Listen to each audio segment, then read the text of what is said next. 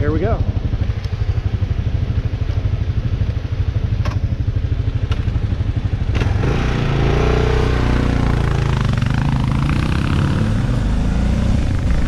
Welcome everyone to the ADV Orlando channel, where riding on two wheels is always an adventure.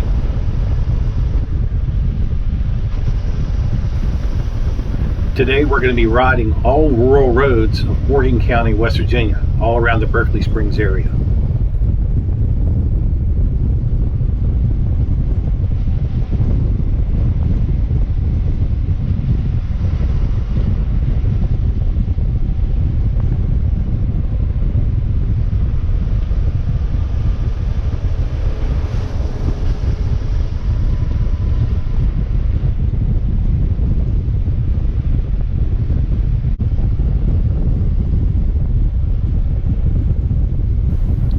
Berkeley Springs, which is the largest city or town in Morgan County, is still a long ways from any other metropolis. Right across the river is probably the closest other thing, which is Hancock, Maryland, and that's not a very big town itself. So for that reason, employment and vast numbers of people living here hasn't really been able to be sustained. But now they're building a bypass that looks like it's going to open up a lot of travel, and we'll see where it goes from there. But you'll see several times today that there's some construction going on with that.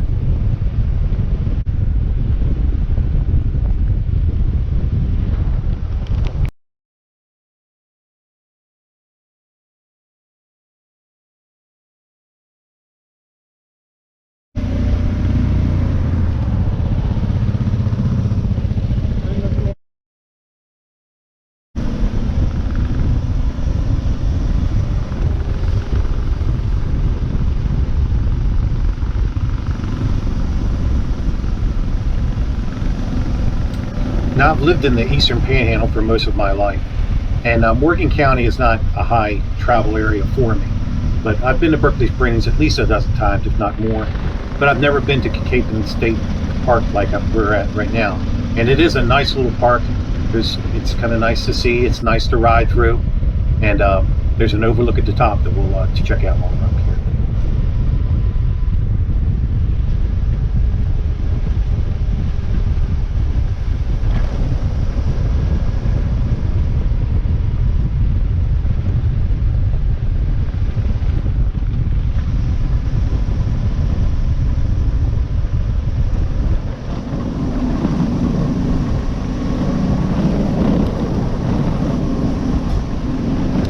As usual, when we hit the gravel here, I'm going to stand up and use my legs to be kind of shock absorbers, because this doesn't have the best suspension for rough riding. And also, just like Sweet Creek, it's going to have some rocks sticking up. It's going to have a lot of rain ruts, and it's going to be even worse when the shade of these trees is covering all that. You'll see the shaking of the camera at times, and that's me taking a beating along with the bike. And but you'll see him, he's on the KLR just flying right through it, because it has a bigger and softer suspension than what mine does, so it takes a little bit smoother.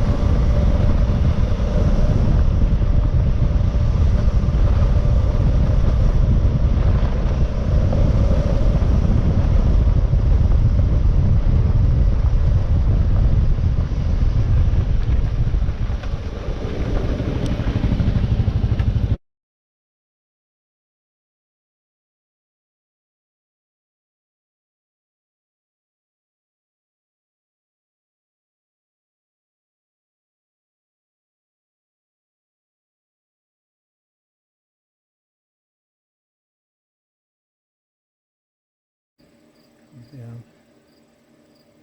Both bikes in the scene, and a lot of bald head. Now there is a nice platform up here that you can really see well with the overlook. It's not just the road and exposed area.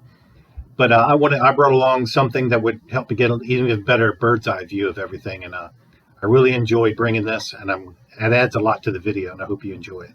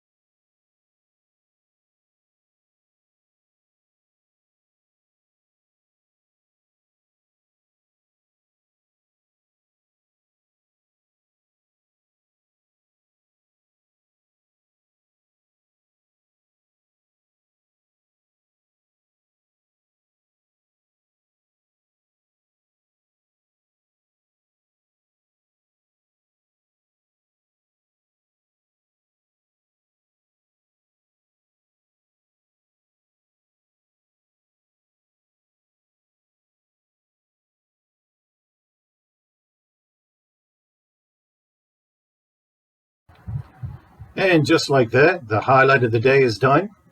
But there are more roads to ride and maybe a new bike to ride in the near future.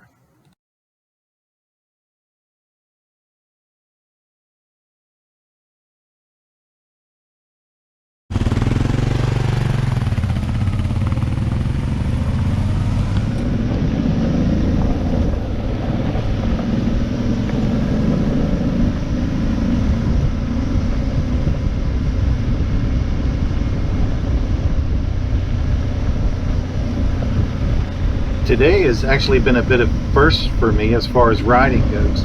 It's the first time I've ridden behind somebody on gravel roads, and I never realized how tough the dust can be on you too. I've got my open face helmet with just a pair of sunglasses. I think probably the goggles and or maybe a full face shield, or maybe something wrapped around my face might work better next time. But this road's a little bit better than what the Overlook road was, but still it's something that you need to know about if you're going to be riding with other people off-road.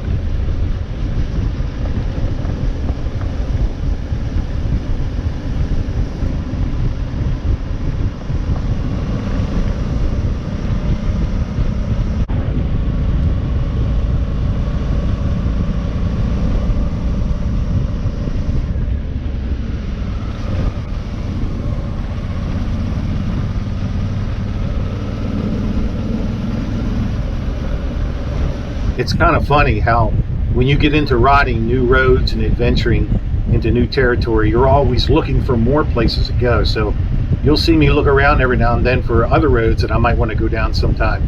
And I'm sure Jeremiah is the same way. So if you're in adventure biking, it's a never-ending search that you're going.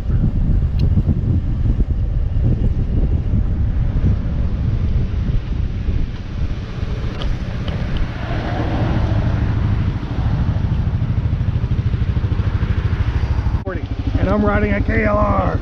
This is awesome, man. This is one in the books for me, man. I've never ridden one. Dude, oh, you haven't? No. Oh, man. That's why I want to ride it so bad, mister. Well, hey, enjoy. All right, I will. You ready? All righty.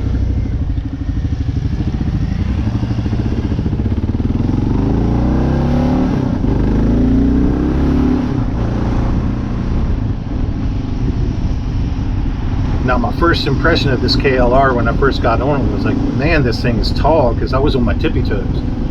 But it had the same posture as what it was on the Versus 650, the Kawasaki Versus, which wasn't as tall, but it was, both bikes are taller than what the Vstrom is. But upon takeoff here, it has a very tractorish sound to it as you're going through the gears, and the takeoff isn't really super impressive, but the posturing is very good, and the seat is much more comfortable than what's on my Vstrom.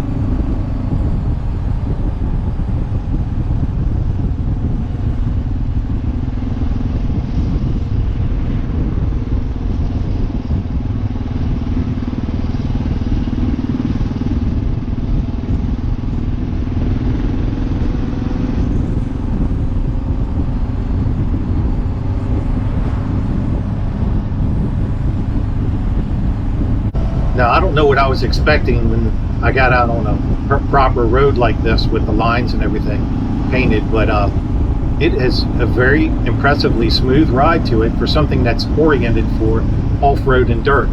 And when you throw in the soft seat, I think I could really ride on this thing all day with no worries whatsoever. Dirt roads or street roads. Unfortunately, I don't get to ride on any dirt roads today, but I would like to see how it does on roads like the one going up the overlook.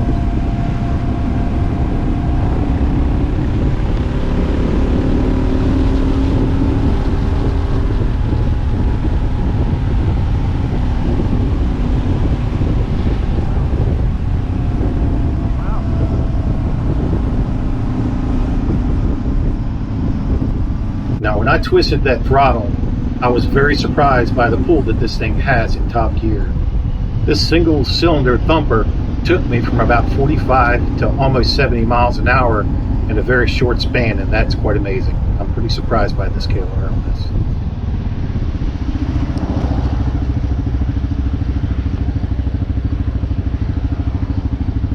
Wow. Yeah. All right, we're doing this now. Okay. Now we'll pull over and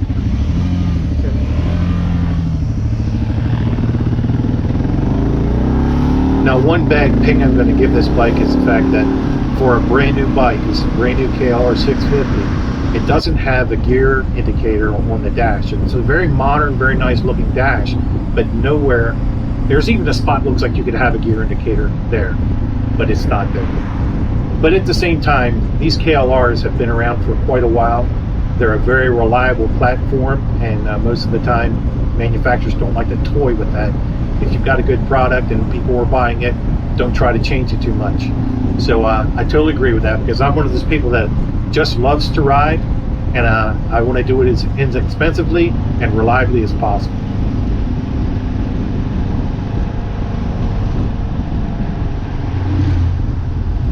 Now we're coming down from the castle above Berkeley Springs down into Berkeley Springs.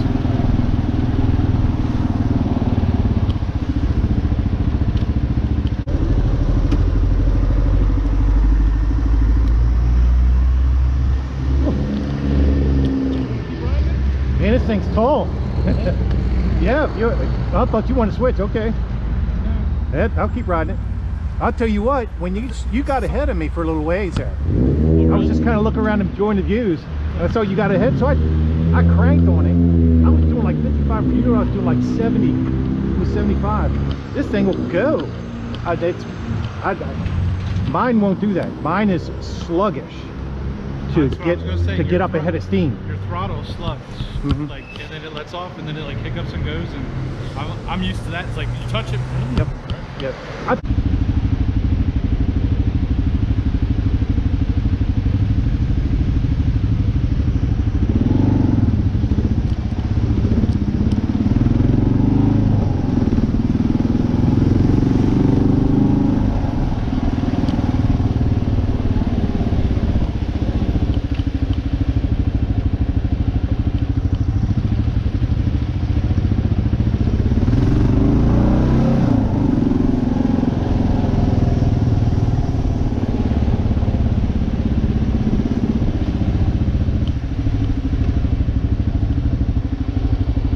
Fairfax.